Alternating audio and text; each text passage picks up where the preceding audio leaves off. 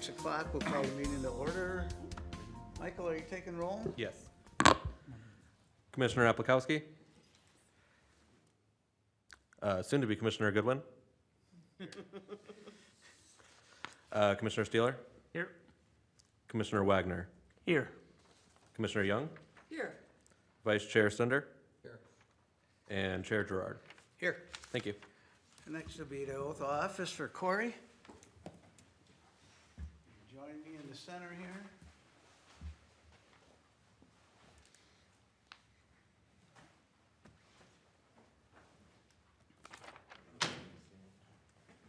Wherever, Andy, how's this? Yeah, right there's great. This is what I had to do last time. Raise your right hand, please. I, Corey Goodwin, do solemnly swear I, Corey Goodwin, do solemnly swear to support the Constitution of the United States, to support the Constitution of the United States, the Constitution of the State of Minnesota, the Constitution of the State of Minnesota, and to discharge faithfully and to discharge faithfully the duties of Planning Commissioner for the City of Forest Lake, Minnesota, the duties of Planning Commissioner for the City of Forest Lake, Minnesota, to the best of my judgment and ability, to the best of my judgment and ability, so help me God. so help me God. Congratulations, welcome to the Planning Commission. If you haven't introduced yourself to Corey, please do so afterwards. Oh, wait, did you take a picture? I did. My work here is done tonight. You just check out and go home, huh? He's got a meeting to run. Oh, that's right. All right, we are in the first meeting in February, and that is the election of officers. So we have two positions, the chair and the vice chair. So the chair is looking for nominations for the chair. If that makes any sense. I think you're a very good chair. I think you should remain chair. All right, we have, is that a motion?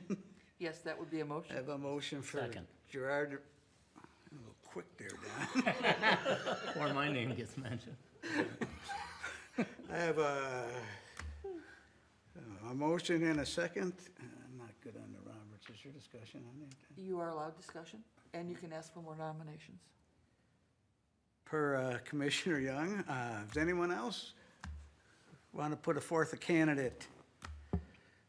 Any discussion on the proposal?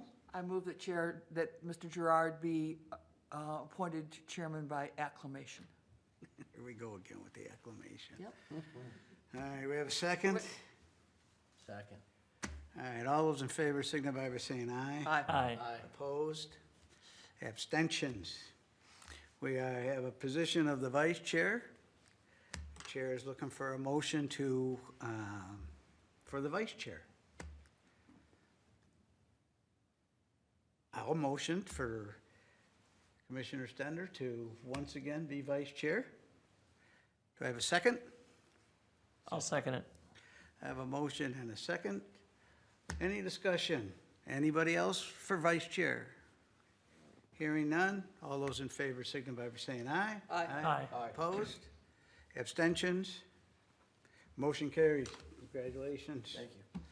I do want to remind the commission that I'm on my last term, and it would be good for someone else to slide into this role. So as you're basking on the tennis court, or driving their three-wheeler around, or watching someone play hockey, just keep that in mind, that you could get all of the honor and the glory that comes with it. That's exciting. So with that, we ask you if you are able, please stand and join us for the Pledge of Allegiance. I pledge allegiance to the flag of the United States of America and to the republic for which it stands, one nation, under God, indivisible, with liberty and justice for all.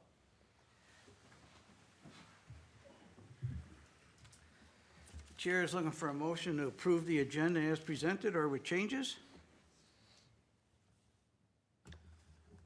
Move to approve. I have a motion, do I have a second? Second. I have a motion and a second, it's a non-debatable motion. All those in favor signify by saying aye. Aye. Opposed? Abstentions? Motion carries.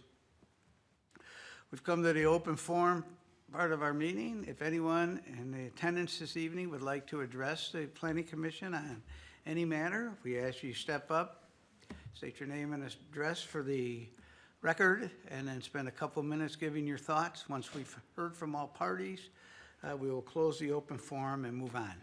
So with that, does anyone wish to speak at the open forum this evening? Steve, is there anything to be read in? No, sir. All right, having nothing to be read in and no one coming forth, we'll close the open forum and move on to the consent agenda. Chair is looking for a motion for the consent agenda to approve the minutes from the regular meeting of January 28, 2026. I move to approve the meetings from the regular meeting of January 28th, 2026. I had a motion. Do I have a second? Second. I have a motion and a second. Any discussion? Call the question. All those in favor signify by saying aye. Aye. Aye. Opposed? Abstentions? Yes. You can abstain. Yes. You weren't here Oh, okay. to, Although minutes can still be approved. Can be. Can be. We usually, I usually abstain if you can abstain. if you didn't attend, we If usually there was only abstain. 3 of us here, you'd probably approve. Have to. Yeah. All right. Should have explained some of this to the poor gentleman at the Yeah, end there. yeah, It's baptism by fire here. All right, we'll move to our, we don't have any regular agenda items this evening, so we'll move on to discussion. We have 2 items to discuss this evening. A subdivision ordinance amendment for infrastructure phasing and premature subdivision language. And that will be, That'll be me, Chair Gerard.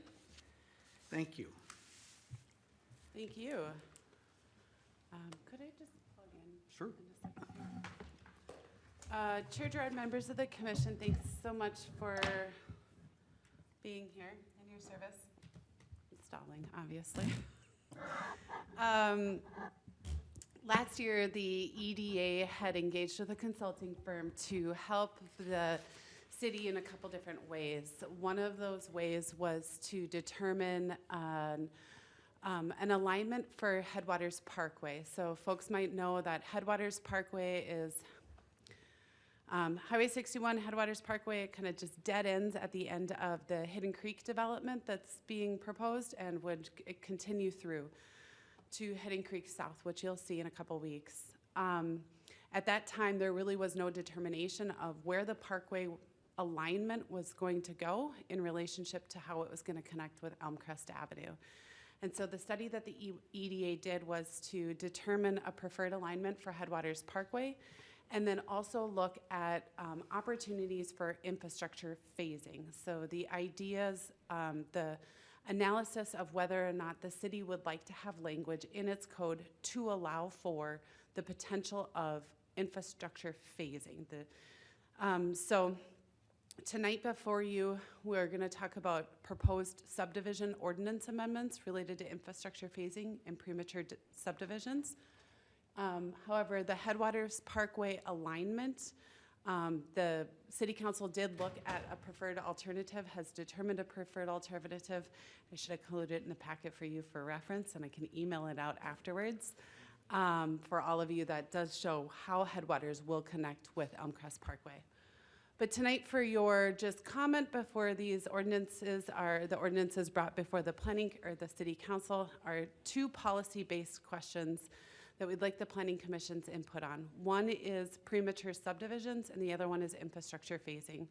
So when we started to look at infrastructure phasing and premature subdivision, or when we started to look at infrastructure phasing options, we learned that our code has what's called premature subdivision language. So currently, right now, our code indicates that if there is a lack of adequate drainage, water supply, roads, or highways to serve a subdivision, wastewater treatment, or there's inconsistencies with the comprehensive plan, that the city can deny a preliminary plat. Additionally, the code already indicates that if public improvements such as recreational facilities cannot be put in 2 years, or if a proposed subdivision is inconsistent with environmental review, we would not approve a preliminary plat. This language, as it's written right now, is in the code.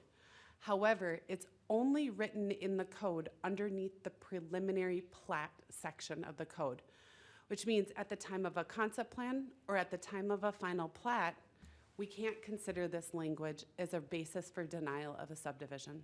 What the ordinance that is in your packet for the council's consideration is moving this section so that it's applicable to any subdivision at any point in that subdivision process. So really, at the time of concept plan, even though a concept is non-binding feedback, the city could at least have enough justifications to say this is a premature subdivision per our subdivision language. So all that is being recommended in the ordinance is moving that code section, not changing the parameters for which a premature subdivision would exist. The next section of code that's being contemplated by the city that the council will review is infrastructure phasing. And so what I'd like to note here is the infrastructure phasing language that's being proposed is a tool the city could use, but is not obligated to in any way. And essentially what the infrastructure phasing tool would allow is for the city to allow a developer to have flexibility when building the infrastructure, predominantly the roadways, in our more emerging developing areas. I didn't necessarily include specific roadways in the my staff memo, but I did include a couple examples. So, for example, our major collector roadways are designed to be 4-lane roads. Right now, we can all say Fenway Avenue, where it intersects with Headwaters Parkway and heads south, we don't need a 4-lane road at this time. So what this tool would allow us to do is to contemplate a different design. So that design could be something as simple as the developer builds half the road, and we live with a 2-lane road on the west side until the east side develops, or even a reduced roadway design, whereas then when the roadway needs to be replaced in the future, it could be replaced to a 4-lane road. The infrastructure phasing language that's being proposed would only make it available to our major collector roads, very much specifically listed out: Fenway Avenue North, 180th, 190th, Harrell, and Imperial Avenue North. The intent of this really is for our what are to be big roads someday, that right now we could potentially contemplate smaller roads for the here and now, kind of that right size approach.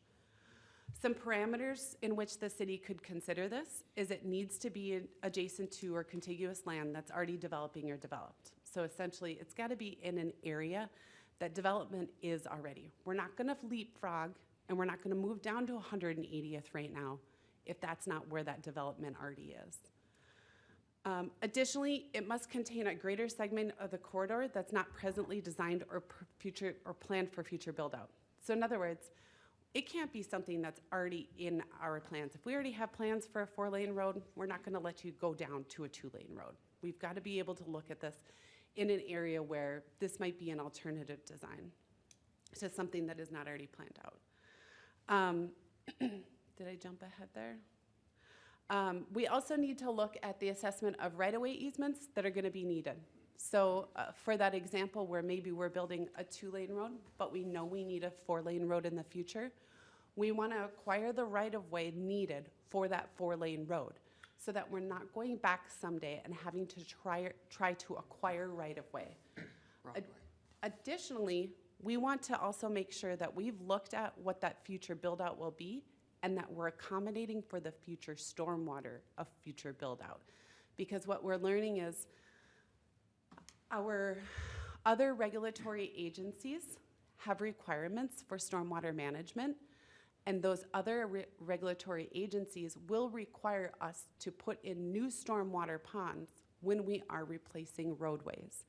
And so when we trigger rules that increase roadways, we need to increase that stormwater ponding in the future, and we want to make sure that we have sufficient land area to accommodate those. So tonight, this is a discussion item.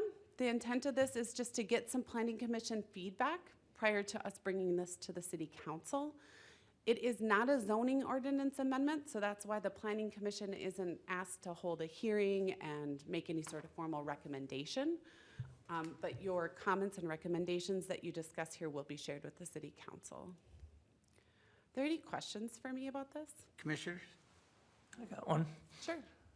Currently, let's say there's a farm on both sides of the road, and the farm on the right decides to develop. That development would pay for the road improvements. That is correct. Okay, so the other one would not have to pay anything then? So what essentially we would be doing is looking still at the acquisition of the land that would be needed for half the roadway or such at the time of the other road would end up needing to go in.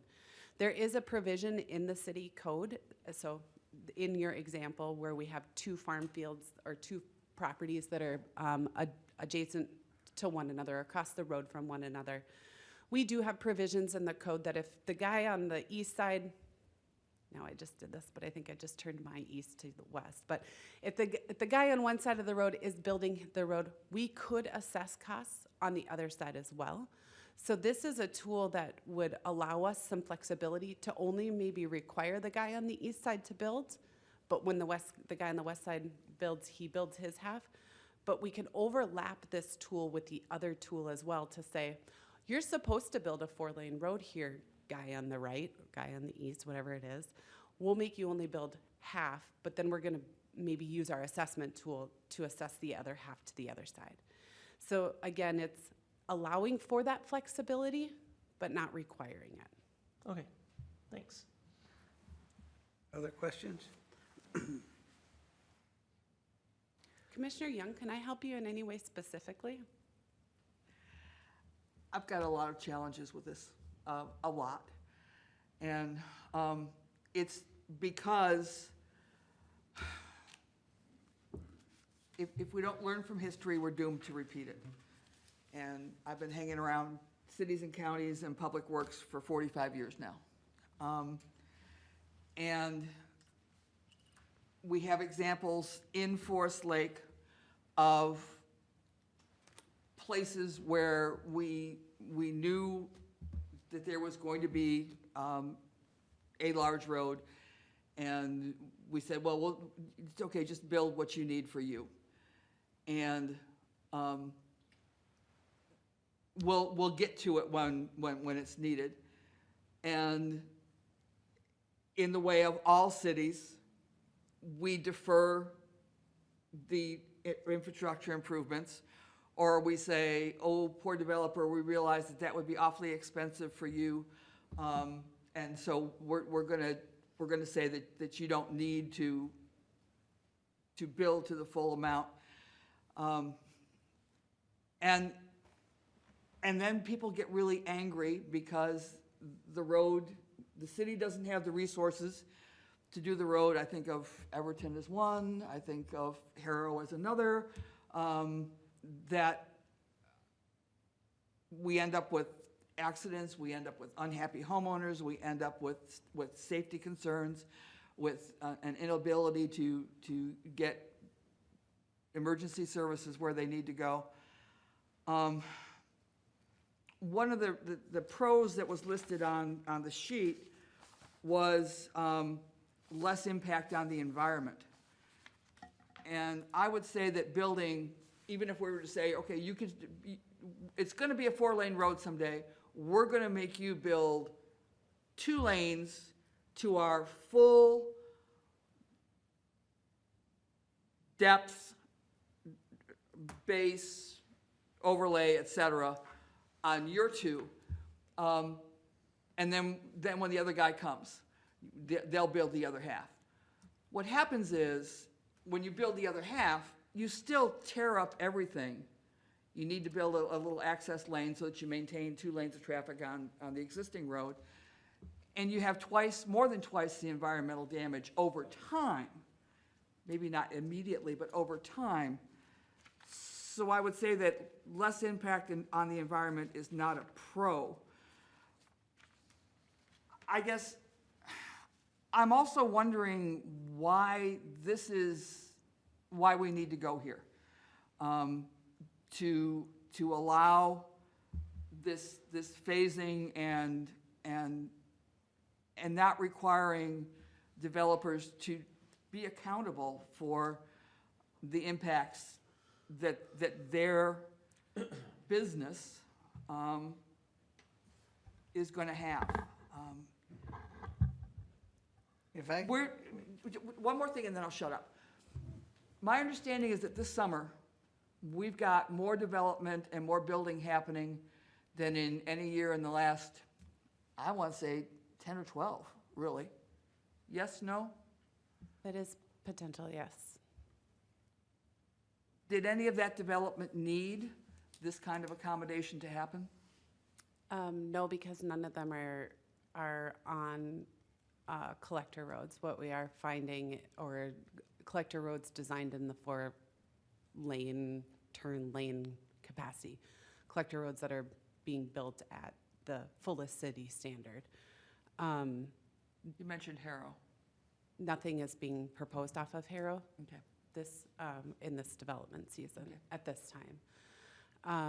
What we're seeing in the argument is that the major collector roads, Fenway, Harrow, I think Imperial, Ingersoll, whatever you want to call it, 180th, 190th, that these are community roads and not roads that are serving exclusively the neighborhood that is right there, and that we are asking the development community to build infrastructure for the community, not necessarily for that specific development.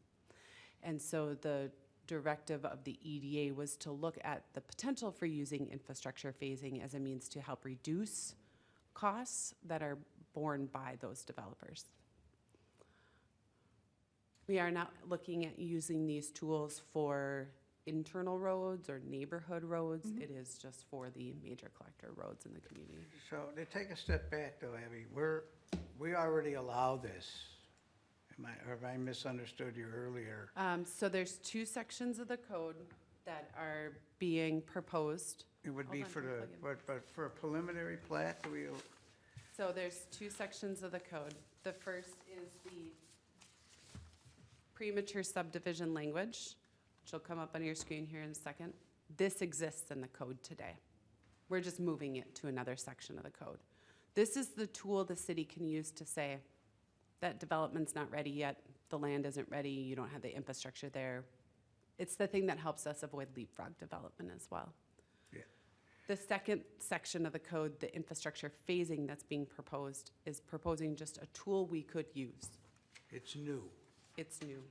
Thank you.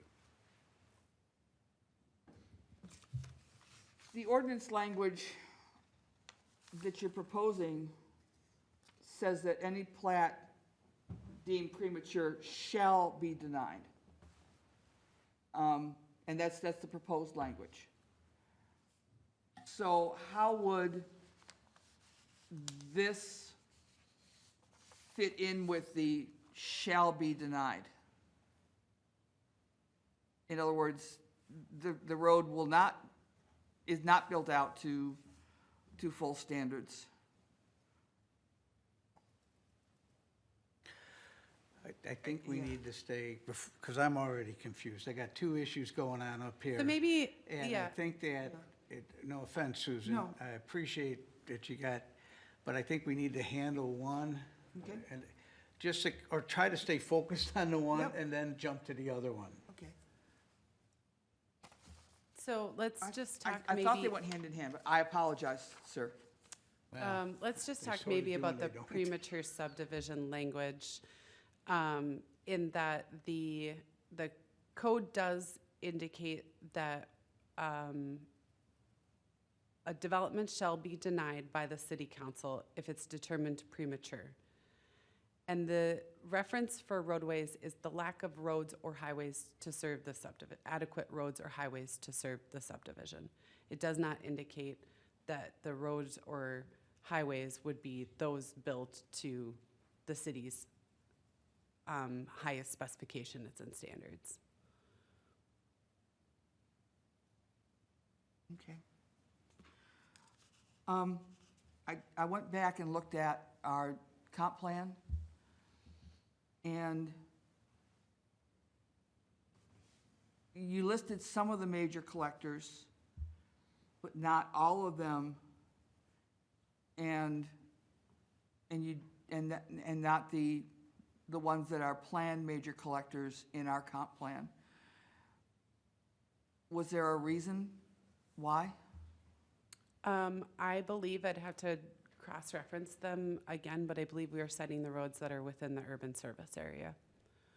Those roads that are anticipated to be developed in this next probably generation of housing development, not necessarily all collector roads through the community. Okay. But this is the area that's not developed. I don't know where, Susan, you're referencing the other collector roads. I'm looking at 210th. What would probably be, I think, we show as a planned major connector, someplace that'd be around 195th or in that area. On the west side, I'm thinking it's a build out of the parkway to take it out to the county line. We did not specifically include Elmcrest because Elmcrest is underneath right now a cooperative agreement between 4 cities and 2 counties on the design of Elmcrest. So that was something that we didn't want to include because that is a joint road between multiple jurisdictions. But there's an east-west that's shown here as a planned major connector, Isn't that 190th? a little bit south of that. I'd have to look Oh, back. no, at probably the- 190th. No, it's between 190th and where the parkway is. So essentially, it is the extension of the parkway.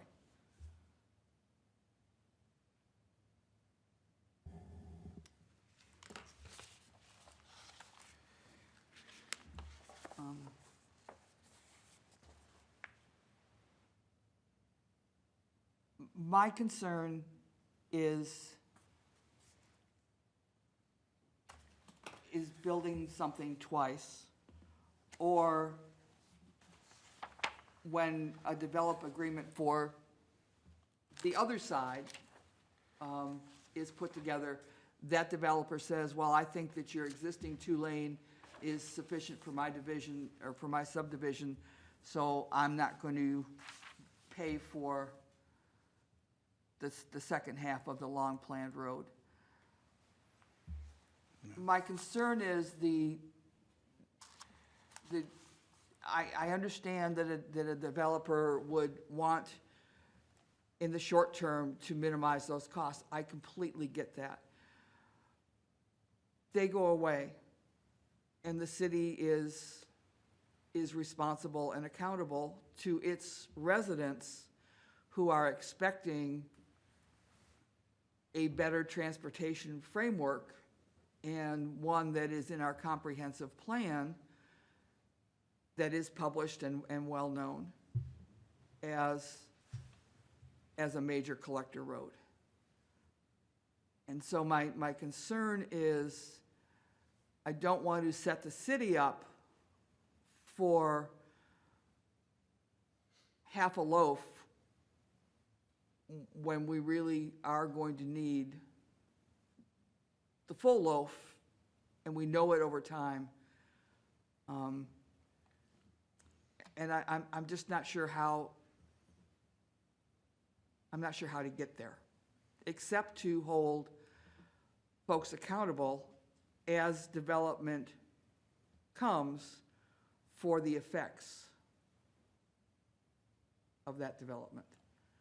I realize we used to have a tool, and it was struck down by the courts, but that was an effective tool, and it allowed the city to do the construction when we were ready and to have the funds for that. and I'm not really sure how to fix it, but I'm really not comfortable with the interim design and construction. Abby, how will the city pull the trigger on full build-out? If we go forward with this, how would we pull the trigger on full build-out, and how would we pay for it? Well, it's a great question. There are a couple different scenarios. One could be that we hit a tipping capacity before the lifespan of the road. Then we would need to determine if we would be assessing those costs to adjacent property owners, or we would be paying for those costs out of the general fund or, through the capital improvement process. The other scenario is that we don't hit the tipping point in the lifespan of the road, and that reconstruction of that roadway in its 30-year life cycle or whatever that life cycle happens to be. I want to believe that our roads could be in a 30-year life cycle, but we are in a spring freeze thaw, and I think we all can look at them right now and not believe that they last for 30 years. That then again, we would be putting that into our capital improvement plan for reconstruction through the standards city street reconstruction, street projects. So again, through the general fund or through assessment, or both. The problem with assessment, as I believe it works, is that it's the adjacent properties.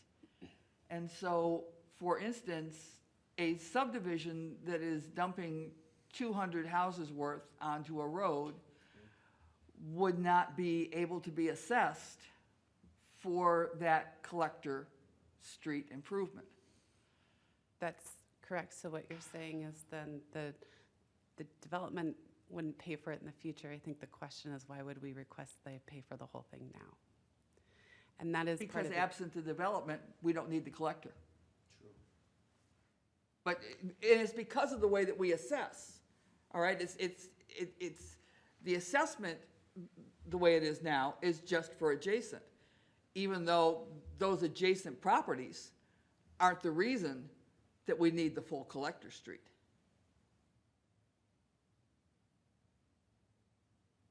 So I'm following what you're saying, Susan, but let me ask a different question. So I have developer A on one side of the street, builds a 2-lane road.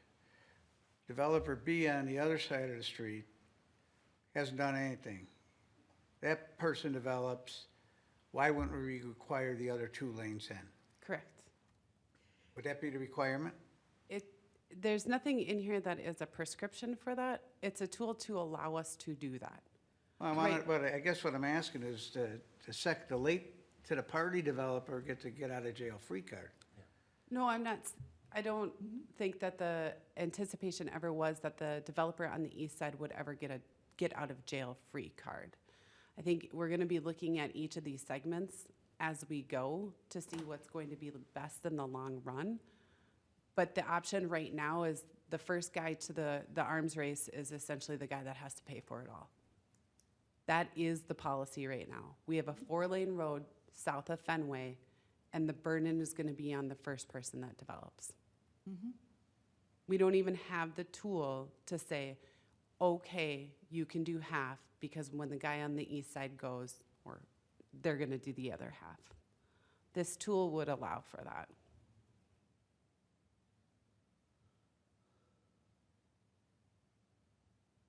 The tool is intended for the flexibility. It is not a mandate. But without a tool of this nature, we are in a very prescriptive world where they do need to conform to the city's standards of building the entire roadway adjacent to their property. Personally, I'm okay with this from the standpoint of when I look at those roads and we look at the MUSA lines, a lot of these are a lot of the area is in a 2040 and a post-2040. That's a lot of difference, and Imperial's not even in the MUSA ever. So we're really kind of waving a crystal ball here for 30 years down the road, 20 years down the road. And so, from that regard, I don't have any problem with this, because I will probably be dead by then. But I still would feel bad if this would happen, you know. So but I see your strategy, or the EDA strategy and the council strategy, and I guess I'm okay with it. How about other commissioners, comments, concerns? I agree with, the situation you're in is a tough one right now. When I see or think about, this 4-lane road that you're gonna build half of now, I don't know if you, from an engineering standpoint, unless it's a parkway that already has, gutters on both sides and can be done that way, you're gonna be, when you put in the other 2 lanes, you're gonna have to tear up part of that first, for the proper crowning and drainage and all that, and so that if it's that second guy that gets hit with that cost, yeah, I mean, he might not be, he's gonna be paying for more than just half at that time, because probably more than half. But it's a tool to get you closer to where you wanna be. I see what you mean there, and maybe there isn't any other way for the city to get there, to try and disperse that cost between the 2 developers. But I just see from an engineering standpoint, the complexities of building half a road, and from a drainage and that sort of thing. I really appreciate that you're considering the stormwater implications, because that has just been a beast. And it will become a bigger and bigger beast. So I really appreciate that.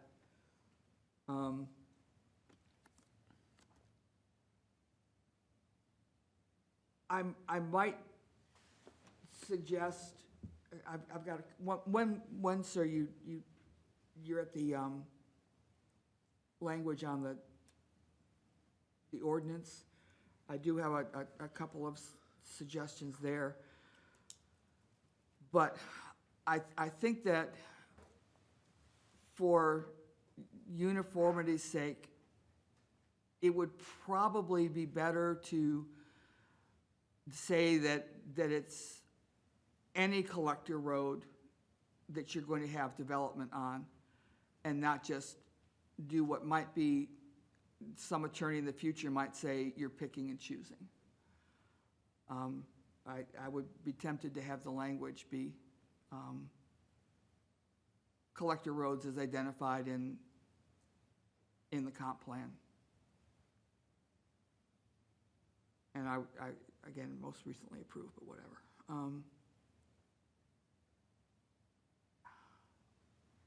Cities don't do a good job of dealing with our infrastructure on a long-term, look-ahead basis. We're always playing catch-up. We're always, and it's not Forest Lake, it's every city, almost every city. We're always have angry residents because the road that was built 20 years ago is now taking 4 times the amount of traffic it was designed for, and it's beat to daylights, and we don't have the dollars to do what really needs to be done. And I realize there's not a perfect solution, but I'm not sure that this is going to be to the long-term benefit of the city, although I see it would certainly benefit certain developers, absolutely. I absolutely see how they would do that. And if the goal of the city is to have lots more rooftops, then I understand the desire of the council to do this. I'm just concerned about the long-term effects.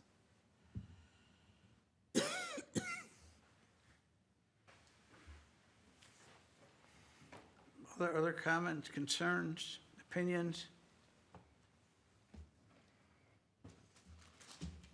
I mean, when it comes to, community planning, I mean, these kind of things are always, if you're trying to ask the community to pay for something that's not gonna be used, or the developer, not gonna be used for 20 years in the future, that's just as difficult too, to go to your community and say, hey, we want you to pay for this infrastructure, even though you're gonna be dead before it's ever used. That's just as tough. I mean, this is a real common thing. I mean, even when I was back in school, we were, DIA, the airport in Denver, was just being built, and that was a big discussion. You're building an airport for 50 years in the future, and, it was debated for a long time, but it's just the challenges. I think this is a step. I think you gotta maybe somehow look at that cost of building half, and I don't know if you can make that first developer also put up an additional third of what he puts.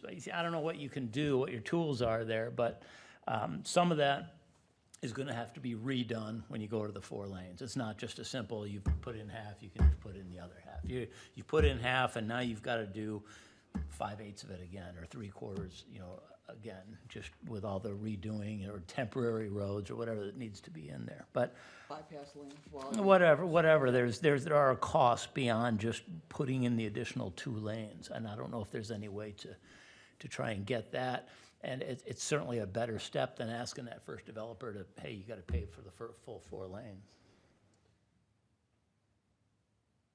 Abby, is it the intention that if you do the half and half, that the first half would be built to full collector standards with depth of basin, and et cetera? Yeah, the detail of the roadway would still, you'd still have your base, you'd still have your drainage, you'd still have all of that. I think it's probably more envisioned that you would have these divided out, that you are shaping it so that it is sloping, so that someday that other half in some sort of median or some nature, that you don't have as much disruption. But yes, to answer your question, you'd still be building a road to the other fullest specifications of the city. Just Collector instead of subdivision standards. Pardon? Collection instead of. Our like- engineered standards as opposed to, yes, you would end up building them to the design specifications for road base and the layers, and clearly I'm well versed in that one. That's okay. So this has been a great dialogue. I appreciate all of the comments. I will say that some of them were echoed by the EDA as well, of the concern for the desire for development now, the understanding that development does come at a cost, and what are potentially burdensome costs, who bears those costs and when, were things that the EDA talked about as well. The EDA also expressed concern that they weren't sure that we'd want to use the tool, but we're certain that we should at least have the right to be able to consider, or the city consider using this tool. We don't know what that looks like yet, and we never know what kind of creative things a developer is going to propose for us. But this was one way that I think the city council and the EDA had said, let's explore the option to see if we can't help bring down some of the costs of the emerging development in these areas along these major collector roads.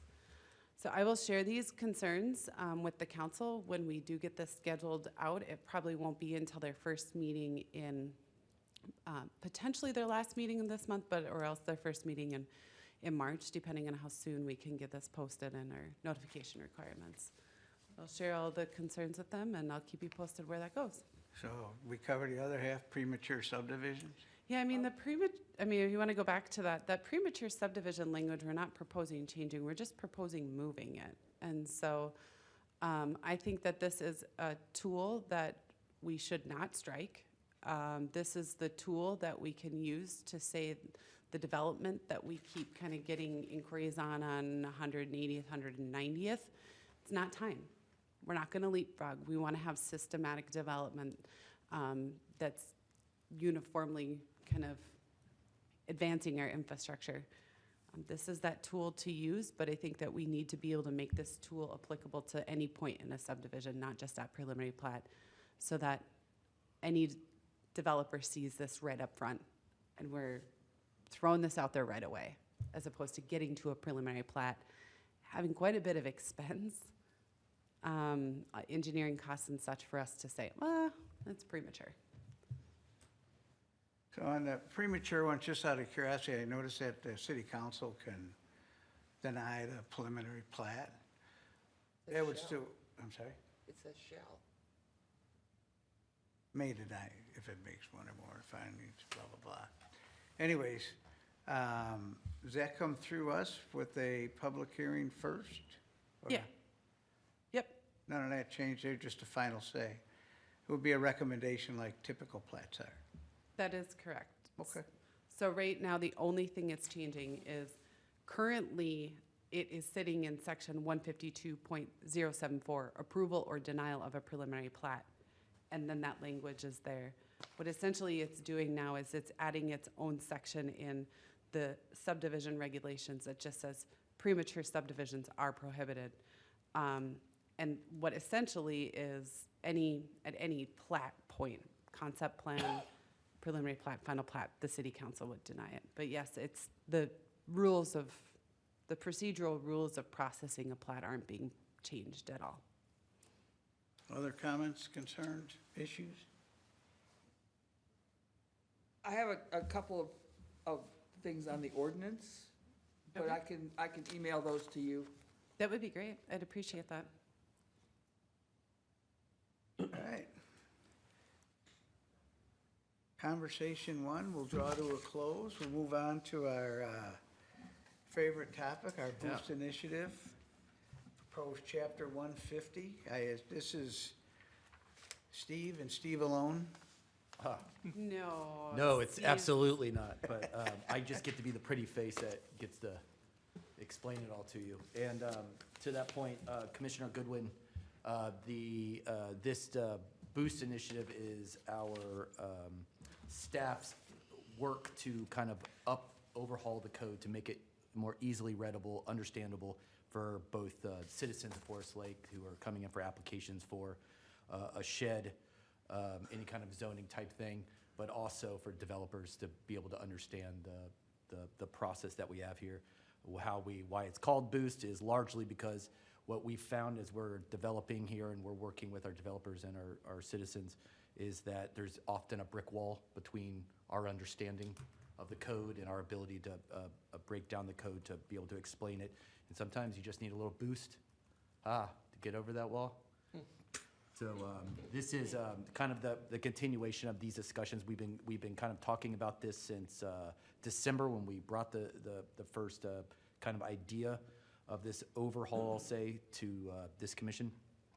And this is the next step, Chapter 150 being our proposed roll-up chapter, not to replace right now within Title 15, which is our land use code. Chapter 150 is our building permit code. This is not, we're not suggesting anything of we're overhauling that. That would just become Chapter 151. A lot of those regulations are state requirements, state laws. We really don't have a lot of power to change those or sway those, and nor does Jason Wagner, our building official, have any patience for us kind of diverting from that state law and putting him in the hangman's noose for not doing what's appropriate. But Chapter 150, and I'll go through. I just have a few slides, and then hopefully slides that will spur some conversations to kind of walk through all this. This Chapter 150 establishes really the shared procedural framework that applies to all of these chapters of Title 15. It doesn't rewrite every process in each chapter. It consolidates the procedural elements that are repeated across chapters into one administrative umbrella. And I'll go through some kind of examples a little bit later about what we run into as staff interpreting the code, and if we have a hard time interpreting the code as it's written, then I can't imagine somebody who isn't surrounded by it. Currently, these shared procedural elements are embedded in multiple chapters. Completeness and submittal language is in 152. Variance and PUD procedures are in 153. Floodplain procedures in 154. And each of these chapters contains similar but not identical language governing notice, findings, appeals, and authority. What we're proposing here, this chapter 150, would consolidate these shared elements into one consistent structure. Really, what it would essentially allow us to do is delete a lot of redundant language throughout the chapters, make them shorter, more concise, focused on what we need them to be focused on, which is informing those technical standards that we need to be able to make decisions. So those standards would remain in their existing chapters. So to sum up what we're proposing here is everything procedural lives in one place and everything technical stays where it is. So what it does, this consolidation exercise, it's not a policy shift. We're just essentially, this draft chapter 150 would just centralize completeness determinations, notice requirements, findings, conditions, expiration language, and appeals. It doesn't alter use tables, density, design standards, or subdivision criteria, and it does not expand authority. It just kind of makes it a little bit clearer. So one of the key improvements is clarity of authority. And so what we've been talking about in the previous few meetings was this, the authority framework that exists. A lot of it's implied, not much of it's clear. There's some things that are clear. What we're proposing in this chapter 150 is we're trying to be explicit to lay out who decides what. Administrative decisions would be made by the community development director or a designee. These discretionary decisions, which largely come to this body, like variances and certain permits, are made by the planning commission or council, as would be required. And those big legislative actions remain with the city council.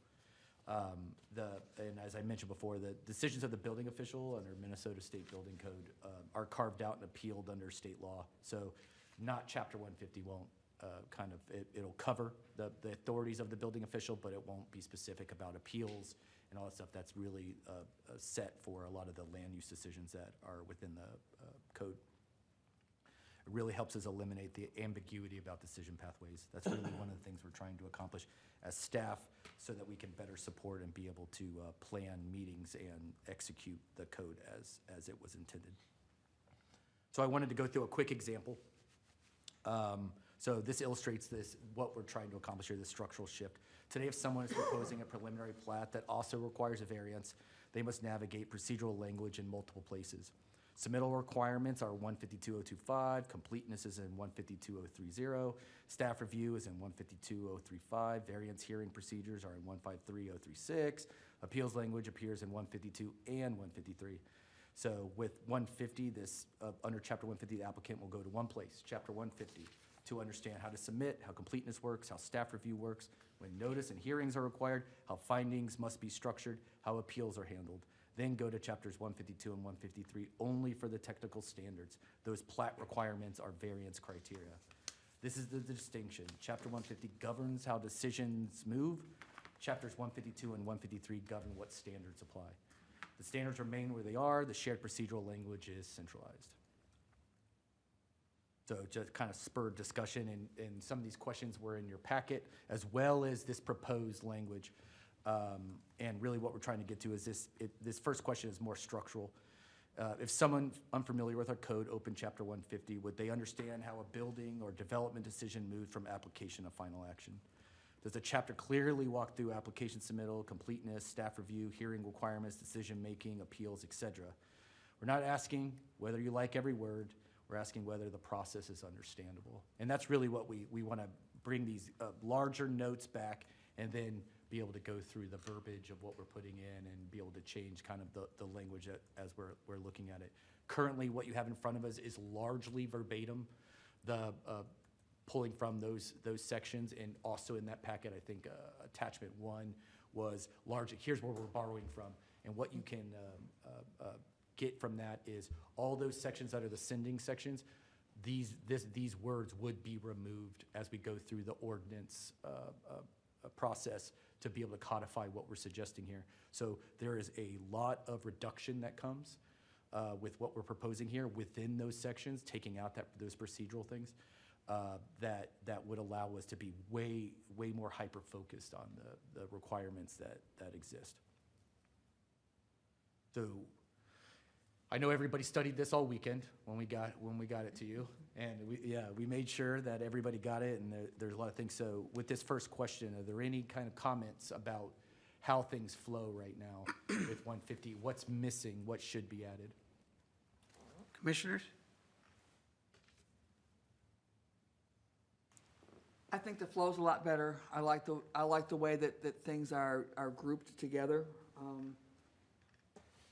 I think that and I tried to pretend I was reading it cold, as I've never seen before, and I think that it makes a lot more sense.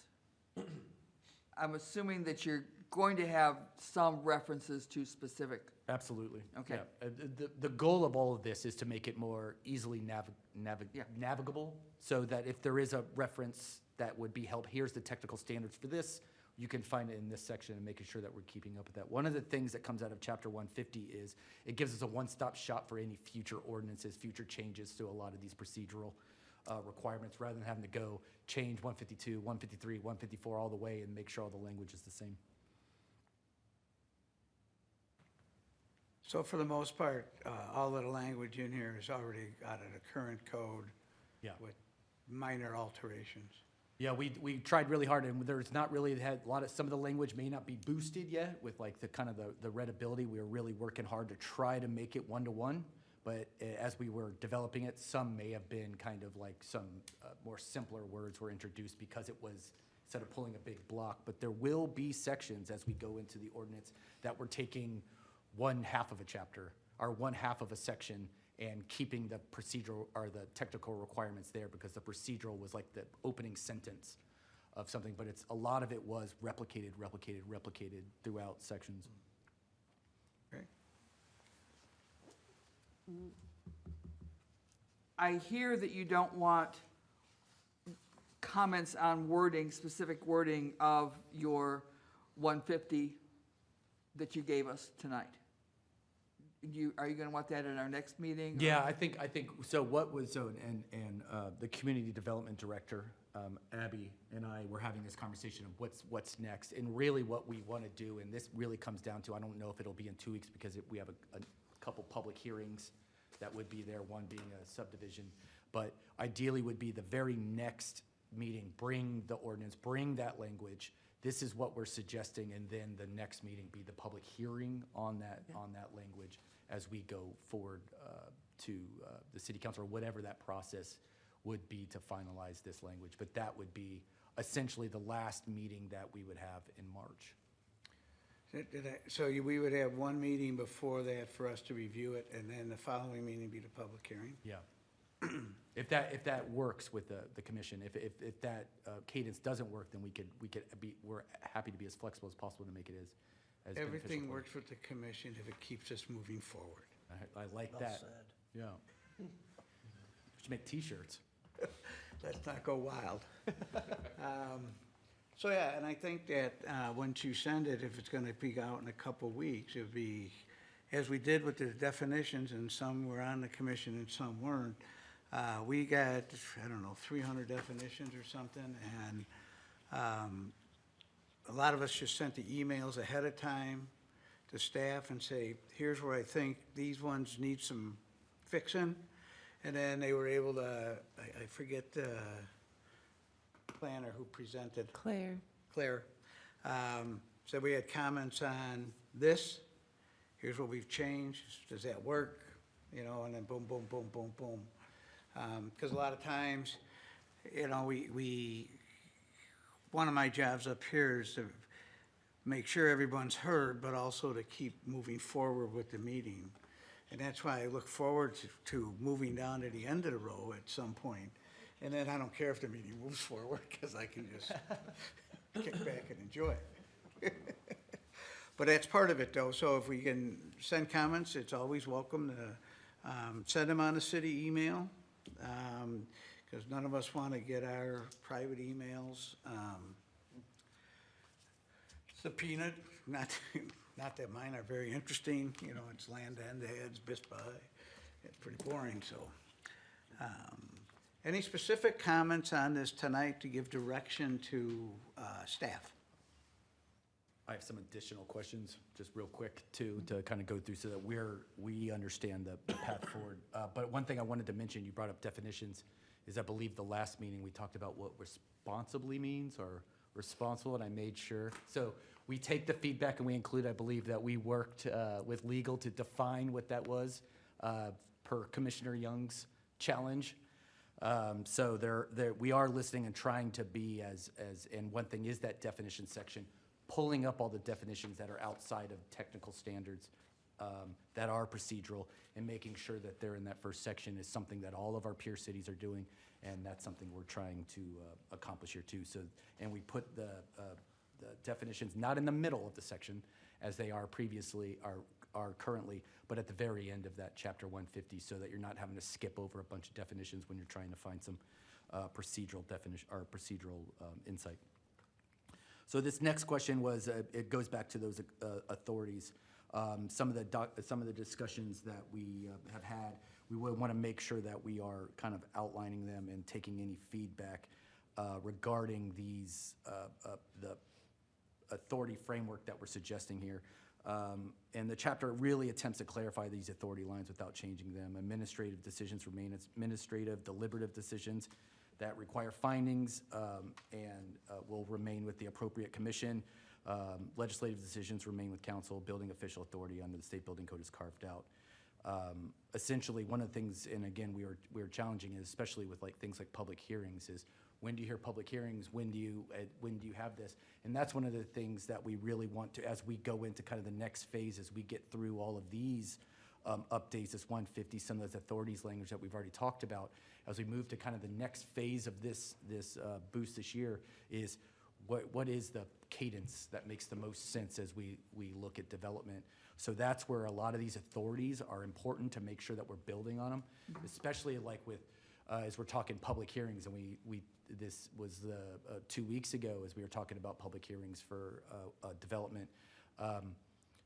What is it necessary to have public hearings at preliminary plat and final plat? A final plat is almost totally the exact thing as preliminary plat.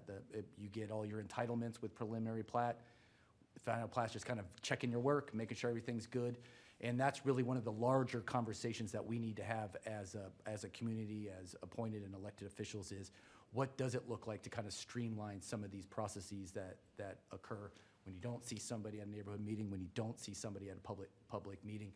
You still have put out some applicant a lot of time and energy for really what was the value, and we're really kind of forcing them to do that. But these are larger conversations, but they're built on the authorities that we're defining within this chapter and within Title 15. So we want to make sure we're getting that right. When we are having public meetings, at one point, we were putting large signs in the area, or on the property, that said there was a public meeting at such and such. Is that still being done? That has not been done since I have been here, in that we don't have there are no signs. It is also a requirement in the code of the developer to put up a sign. And so that has just been one of those areas that we really need to discuss if we want to continue to do those, what that looks like, and who the responsibility is. One of the things, and help me with the name of the subdivision that's being twinned now. Chestnut Creek 2? Chestnut Creek 2, thank you. One of the challenges there is that when we do our official legal notices, it's in a very defined area. But the effect of whatever it is in a larger area. And Chestnut Creek happens to be an area that is, they're pretty tight, and they talk to each other a lot, and there's a lot of communication within the development. I think that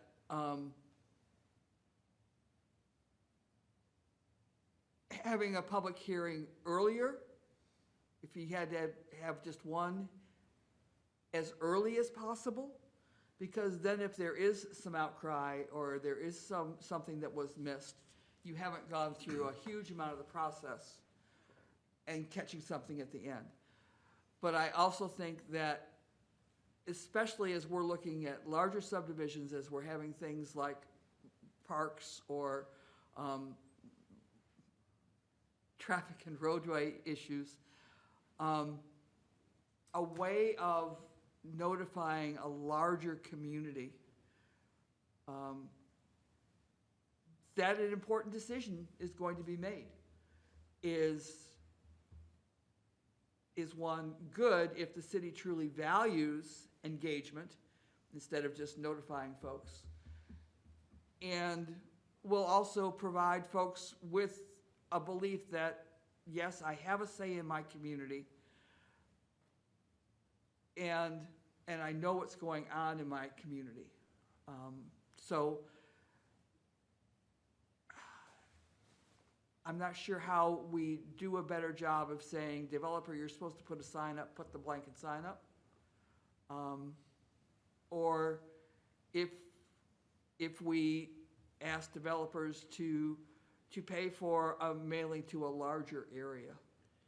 So one thing I have seen in other cities is so first off, next to there's not enough parking in a community, the number one complaint is you didn't notify enough people, right? And that's just, we hear that no matter the type of application, the neighborhood it's in. One thing that I've seen in some communities that they will, they'll have their standard state statutory requirement or their city code requirement, 300 feet, 500 feet, 1,000 feet. But if it is a part of a phased development, that all owners in that neighborhood are notified of subsequent actions. So that is something that I think we can talk about. The other thing too is the city's neighborhood meeting requirement. We require neighborhood meetings for a lot of things that affect residential properties, but we don't always require them early enough. And so, for example, in our subdivision platting process, so Chestnut Creek 2 is a 2-phase development. It was a planned unit development that started 10 years ago, and the second phase is coming back.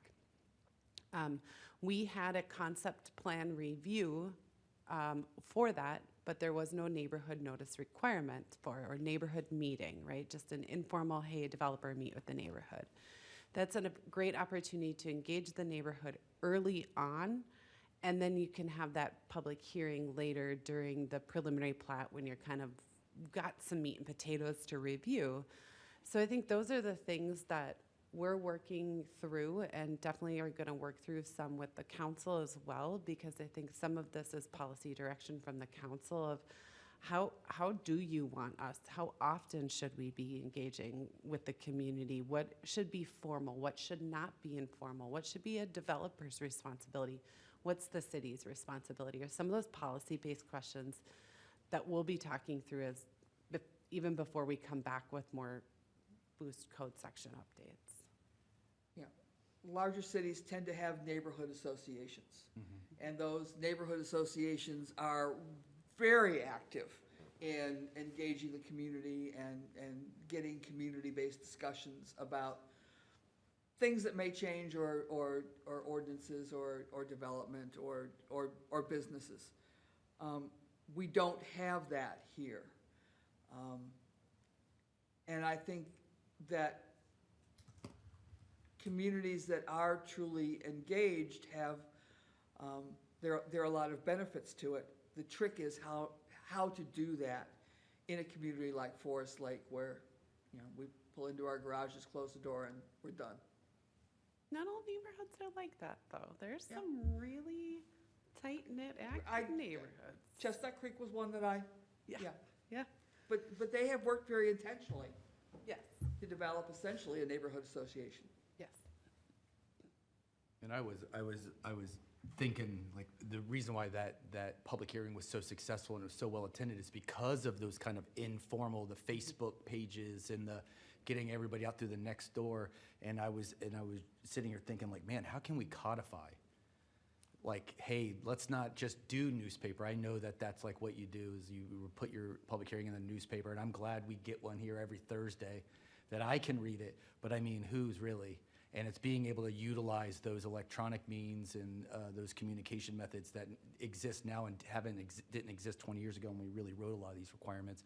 How can we codify those things so that we can make sure that we are addressing these public comment periods in the communication fashion that more people are using now than always being beholden, still doing those statute requirements of making sure that we're having these public hearings, but how do we codify these alternative methods to be able to make sure enough people come out? Because I definitely agree with what you're saying is that this 500 feet, this 350 feet, whatever it is from the development isn't really scratching the itch right now because they are some of these developments are so part of a regional development. A lot of the Headwaters Parkway stuff being kind of falling into that. A lot of the Lake North Shore stuff falling into that. How can we create those maybe formal or informal kind of groups to be able to have one-stop shop, send this out to all these people because they're a part of this larger group, or HOA in Chestnut Creek was very much that role, and they got a lot of folks out, and that's not in every neighborhood. So how can we codify that is one of the questions that we'll be asking as we go forward. It may not be within this boost, but it's definitely forefront of some of the weaknesses that we've seen coming into this fresh of kind of how can we maximize this when you have a neighborhood meeting and, 0, 1, 2, 3 people come up. Maybe they just wanted a warm place to be, I don't know. I'm with Susan on this, the more we can say, the better. And I do like the signs, because people like me who don't do social media, I know that's hard to believe, but I don't. That would be my way of learning. If I happen to drive by it going home, or I'm driving through the neighborhood or something, when I worked in Shoreview for years, you always saw the big 4x8 signs up saying this area is up for development, and 3 months it's coming, or whatever it is. I don't remember what this sign said, but I said, And that's really something we've seen in our peer cities codes is there's them saying that you have to put a 3x3 foot sign and it's got to be readable from 50 feet away, and that there's a public hearing or there's a development so that people driving by can see it. And as we were kind of really brainstorming this in December, that was one of the things that we were just saying, like, how can we better notice this? Is a sign the way to go? As among other things. But yeah, we definitely hear you there, that there probably should be a little bit more on the ground to be able to communicate that for dog walkers and people running and walking, because I even remember where I live now is when they put one up, I'm walking around the neighborhood and I stop and be like, oh, there's a public hearing. Let me make sure I tell my friends that there's a public hearing coming up if they're interested. I'm also a city government nerd, so. I think that a significant sign, not a little sign. Yeah, and I'm with you. It shouldn't be an 8 by 8.5 by 11. It should be 3 feet, 5 feet by 5 feet, something big that is, then we say has to be, I think maybe it should be appropriately sized for the type of application that's being considered. perfect. 4x8, so I can read it going 30 miles an hour. I mean, but you probably Sheet of don't need a plywood. 4x8 necessarily if we're rebuilding, a redevelopment site downtown. It might not have to be that big, depending on what we're looking at, so. If we're redeveloping into Diamond Jim's General Person's Club, that might be the 4x8. So But maybe not a variance. Maybe not a variance. Somebody wants to build a driveway, doesn't have to put a 4x8 sign in front of their house. other comments, I think we've made it clear we want more input from the public. Other comments on 150 in general that you're looking for, Steve? I just want to get to a point that you guys feel comfortable providing this feedback, and I think providing edits by email or however really works for us, so that we can, we see you guys every 2 weeks. I wish it was every day, but it's every 2 weeks. And so I want to be able to have progress on this within that. So if you have edits, if you're looking at the things that we're putting out in these staff reports, please send back, hey, here are my thoughts, so that we can capture them and make sure that we're addressing them in the future. I'd rather not do it when we're at the ordinance phase and the public hearing phase, and you're like, I hate all of this. I'd like to be able to incorporate as we go forward, and we're very open. Obviously, we're defining terms based on kind of challenges, actually, is what Commissioner Young challenged me. I'm not click savvy enough to be able to edit a PDF. We will be glad to provide the Word version. Okay.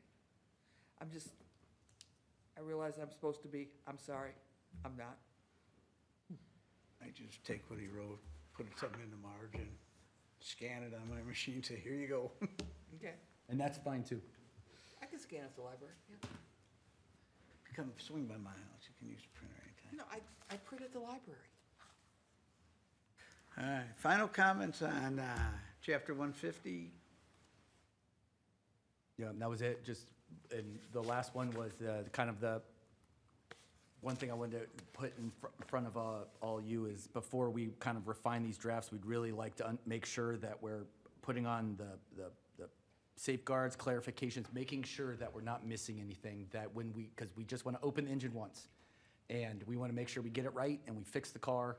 And we don't want to be like, oh, I wish I would have thought about this. Oh, I don't like this word. It should be may when it says shall. That's what we're trying to get to. And I know that's a hard level to hit, but if we could get to like 98%, we're all comfortable with it, then it makes things a little bit easier for us going forward. Thank you. All right, we'll move on to our updates. It looks like, Abby, we start with you. Councilmember Larson sends his regards. He was unable to make it this evening, but he also he was under the weather, but he wants to extend his welcome to new Commissioner Corey Goodwin tonight. Also, I wanted to let you know that we have, I think I've mentioned to the Planning Commission that there's been a lot of different transportation changes that have been happening within the community. One is a new pilot program from Transit Link that provides door-to-door service as a circulator in the community from 10 to 2 on Tuesdays and Thursdays. It hasn't been well marketed right now. It was kind of intentional because they didn't want a huge rush. In its first week of service, they had no calls for service. Go figure, we do a slow roll, there's nobody using the service. So we are working to try to get information out with our community partners. Additionally, there'll be some potential changes in the coming months to the senior circulator New Tracks on Wednesdays. Right now, New Tracks operates kind of a pickup at most multifamily senior centers or senior living facilities. Will bring you for an hour to the restaurant for shopping. What the new circulator program will be is more of a circulator that you might be able to get to a couple of those at one time on Wednesdays with expanded service, but also expanded service to get to some of the senior programming at our senior center. The other thing that we're working on right now or have completed is a low interest loan program through the Washington County CDA to help homeowners with repairs. So most CDA, the Washington County Community Development Agency, does already offer low cost housing loan options for repairs within the community. But this new program the city is actually providing its dollars that we get from the state for tax dollars that we get from the state for affordable housing, that we're actually putting those monies into this low program that will actually be able to accommodate households up to 115% of the AMI, where a lot of the income thresholds are 80%. So we're really trying to help homeowners that make more than the 80% AMI, slightly more than 100%. But as I think we've previously discussed here, our AMI is still pretty low, and so these are still lower income families. Isn't our AMI around 74,000 for single? I don't know the exact. I think that would help the commissioners if they knew. I think that's the county, but I thought the city was closer to 55.